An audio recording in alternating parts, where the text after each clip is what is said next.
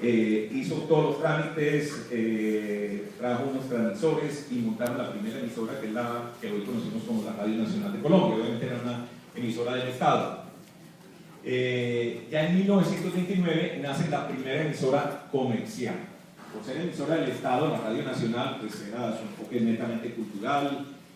Seguramente lo vieron como una herramienta de comunicación para poder transmitir contenidos educativos y culturales, para tratar de unir de alguna manera a la gente. Hoy estamos inundados de información, nos llega por todas partes, pero en esa época esto era un país completamente incomunicado. Las carreteras, si hoy son malas, ya se pueden imaginar cómo eran hace un siglo atrás. Y hoy prendemos un radio y lo damos por hecho, pero en esa época no había cadenas radiales, no había televisión, ni hablamos de internet, ni nada de eso.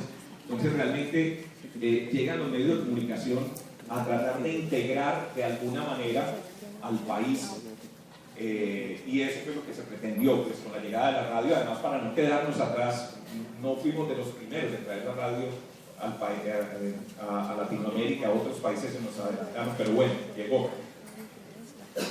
En 1929 nace La Voz de Barranquilla.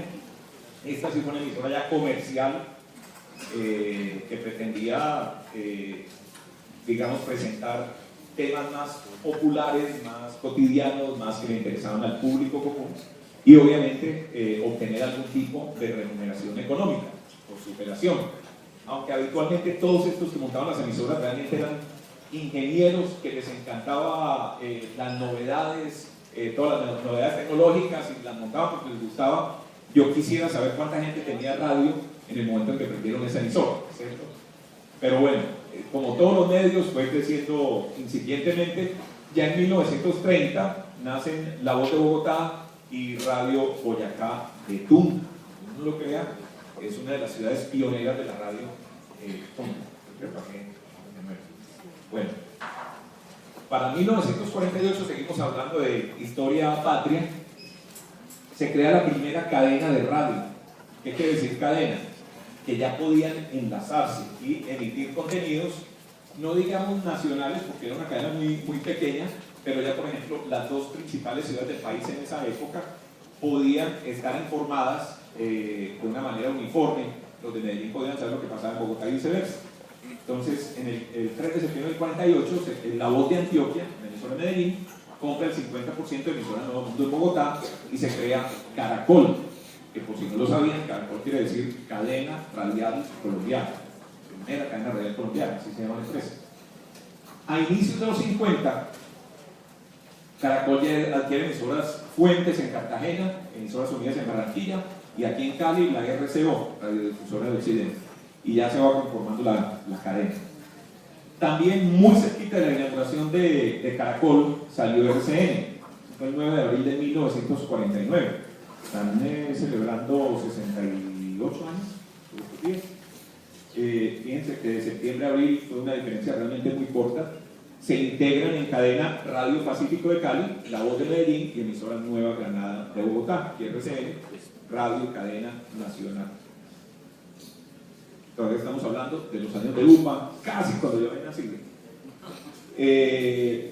¿Y qué percibió la gente en ese momento? Repito, imagínense un mundo, imagínense ustedes en una isla desierta donde no hay medios de comunicación y de pronto encuentran un aparato que les da inmediatez. Porque antes un periódico, imagínense en esas carreteras para traer el periódico, el tiempo desde Bogotá hasta Cali debió ser eterno. Ahora ya había radio, ya las noticias se conocían de inmediato, transmisiones en vivo. En esa época era muy común que en vez de poner discos, eran las emisoras de radioteatro, eran una orquesta y hacían programas con invitados y animaban con la música, pero la música era en vivo de la orquesta, tenían maestros de ceremonia en vez de jockeys, en fin, todo ese tipo de cosas. Pero era una verdadera novedad. Había un tema, bueno, las transmisiones en cadena, obviamente, porque todo el país los podía escuchar, y los programas patrocinados. Muchas veces los programas no eran originados por las mismas emisoras, sino que las agencias de publicidad, con un modelo yo creo importado de los Estados Unidos muy probablemente, las agencias producían los programas para determinados clientes. Es así como Caracol, por ejemplo, tenía un programa que se llamaba La Hora Philips. la producción no era de Caracol, era de Philips, que era el patrocinador del espacio. Y como esto había muchos, y uno veía la siguiente es una producción de par publicidad, es decir, algo, ¿cierto? Llegaron las emisoras musicales, que uno dice, pero eso es obvio, y no era tan obvio. Cuando la radio empezó, las emisoras no ponían discos, a nadie se le había ocurrido. Uno dice, pero ¿cómo no se les ocurre? Bueno, se les ocurrió muy tarde. El caso es que, obviamente, con la llegada de las emisoras musicales, se redujeron mucho los costos y se creó más entretenimiento y la operación se volvió mucho más sencilla. Participación de los oyentes era una verdadera novedad. Uno con un periódico, ¿cómo participa? Hoy en día, pues porque tiene internet y todo lo demás. Mandar una carta al director para que si pasa el filtro, pues se la publiquen dentro de una semana o algo. Imagínense, aquí ya era todo totalmente inmediato. Llegaron las estrellas de la radio, personajes que se fueron famosos, se volvieron famosos obviamente.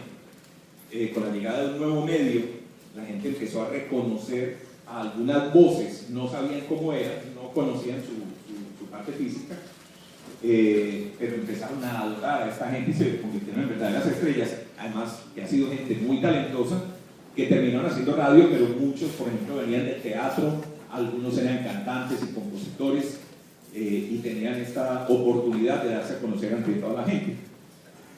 Y yo creo que lo mejor de todo es que llegó la globalización, como lo mencioné ahora. La gente pudo enterarse, y cuando hablo de globalización no estoy hablando de Australia, ni de Rusia, ni de Singapur, estoy hablando de Medellín, Cartagena, Cali o Barranquilla. ¿Qué estaba pasando en el país en cuanto a noticias, en música, deportes, entretenimiento? Todo con la inmediatez que solo podía, y de alguna manera, no solo, pero sí hoy sigue entregando la radio, que es una de sus grandes ventajas. Estamos hablando de los inicios de la radio en Colombia. Y llega lo que yo llamo el oscurantismo televisivo. Ya les voy a decir por qué. El 13 de junio de 1954, eso fue 15 días antes de que yo naciera, el presidente Gustavo Rojas Pinilla inauguró la televisión en Colombia. Eso, es decir, si la radio fue un descreste, imagínense ustedes ahora un cajón, unos cajones gigantescos, en blanco y negro, casi como en verde y gris, más que blanco y negro, donde uno podía ver lo que estaba pasando. Repito, ustedes son milenios, ustedes nacieron con la tecnología, ustedes no han tenido que adaptarse a internet, nacieron con internet. En esa época no había absolutamente nada. Pueden imaginarse la novedad. Seguramente hubo gente que decía que era algo diabólico, que era algo que venía de otro planeta, ¿cierto?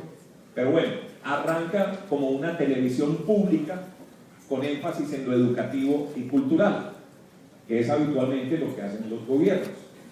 Obviamente aprovechaban como herramienta de propaganda para contar todo lo que estaban haciendo, pero también obviamente había el interés de unir al país de alguna manera con este nuevo medio.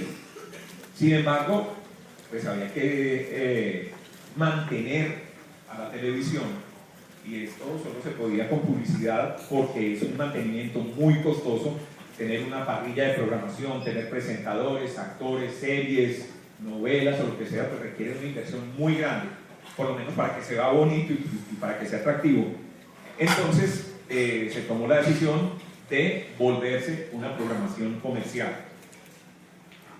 Esa programación comercial, que arrancó por allá en los años 50, se mantuvo hasta relativamente hace poco, hasta 1998, hace 15 años, cuando llegó la televisión privada a nuestro país. ¿Y por qué hablo de oscurantismo? Porque es que esto le dio una gran oportunidad a la radio, y ya van a ver por qué. El Estado se encargaba de la infraestructura técnica y otorgaba espacios en concesión a empresas privadas, las famosas programadoras. Hacían una licitación pública. Yo armaba con un equipo de amigos, colegas, compañeros, una programadora. Nos presentábamos ante la licitación y presentábamos ideas para la realización de programas. Se nos ocurría un programa del que sea, lo pasábamos allá, y si pasaba la licitación, nos otorgaban un espacio dentro de la programación. ¿Qué pasaba con esto? Que la línea programática del canal no era muy consecuente a lo largo del día, porque dependía de lo que hiciera cada uno de los concesionarios.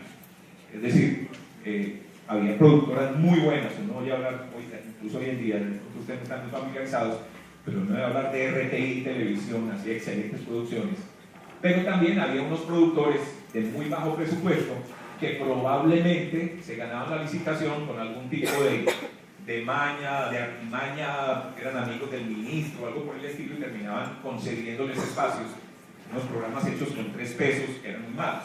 Entonces la televisión tenía demasiados altibajos. Por eso se recurría en la mayor parte a las series extranjeras, los enlatados. Ustedes oyen a sus papás y a sus abuelitos y se acuerdan de los Beverly Ricos y se acuerdan de series como Yo y Tú, colombianas, y se acuerdan de una cantidad de series televisivas que además fueron muy exitosas, no solo aquí sino en todo el mundo, pero realmente también eran un poco el relleno porque no había con qué hacer buenas producciones en nuestro país, algo que comenzó a darse a partir, digamos, de los años 70. A finales de los años 60 se hizo el primer ensayo de televisión privada. Se concedió un canal en Bogotá, el canal 9, y se montó Teletigre. Eso después cambió el nombre, no recuerdo cómo se llamaba, pero era Teletigre en Bogotá. Fue un ensayo, no funcionó muy bien, no tuvo buena audiencia y digamos que fue un fracaso comercial, pero finalmente terminó convirtiéndose en Cadena 2. Hoy ustedes ponen cable y encuentran no sé cuántos canales, igual no tienen nada todavía. Pero en esa época, imagínense ustedes, había una cadena nacional de televisión en blanco y negro, donde teníamos que ver lo que nos mostraban, no había nada que hacer. Obviamente, todos los programas tenían muy buena audiencia porque no había competencia de ningún tipo. Pero se veía la necesidad de dar más variedad y de dar más opciones y probablemente de tener más favores, entonces había una cadena 2, porque además estábamos saliendo de un tema muy importante que era el Frente Nacional. El Frente Nacional, después del derrocamiento de Gustavo Rojas Pinilla, decidió, por decirlo así, repartirse el poder entre los 2 partidos políticos tradicionales. Un periodo de 4 años por el presidente liberal y después el presidente sería conservador, y así durante varios periodos consecutivos. ¿Qué pasó? Que obviamente el tema era muy político y aunque había programas buenos, también había, como he dicho ahora, unos verdaderos petardos. Por ejemplo, los noticieros. El tema de los noticieros era un caso complicadísimo. Por mantener esa milimetría, yo le doy a usted es conservador, le doy un noticiero, pero si usted es liberal le doy el otro y los ponemos a la misma hora y tienen que empezar a la misma hora y terminar a la misma hora. Solamente había 3 horarios de noticias, es decir, si Colombia quería enterarse de algo a través de la televisión, o tenía que mirar al mediodía a las 12:30, o tenía que esperar a las 7 de la noche, o si no, esperar a las 9 de la noche. No había flashes informativos. Si había una catástrofe en cualquier sitio, había que esperar hasta la emisión del noticiero, porque por ley no podía salir la información en televisión. Los horarios, como digo yo, eran inamovibles. Empezaban exactamente a la misma hora, terminaban exactamente a la misma hora, y no había los flashes como lo mencioné. El tema de deportes ni hablar. Si para las noticias era complicado, para el deporte fue mucho más difícil. Y estamos hablando de una época en que Colombia, en los años 70, empezó a dar algunas de sus más grandes glorias, por lo menos con las que nos abrimos a nivel internacional. Pues acabamos de tener una cantidad de ganadores de medallas en los Juegos Olímpicos, pero en esa época era prácticamente algo extraño. Colombia se paralizaba cuando peleaba Kilpan Belé. Pregúntenles a sus papás. Ya un poco menos lejano, cuando Lucho Herrera competía en España o en Francia y coronaba el Alpe de Huez y ganaba etapas y todo el tema. Pero también era muy difícil y ya les voy a mostrar por qué.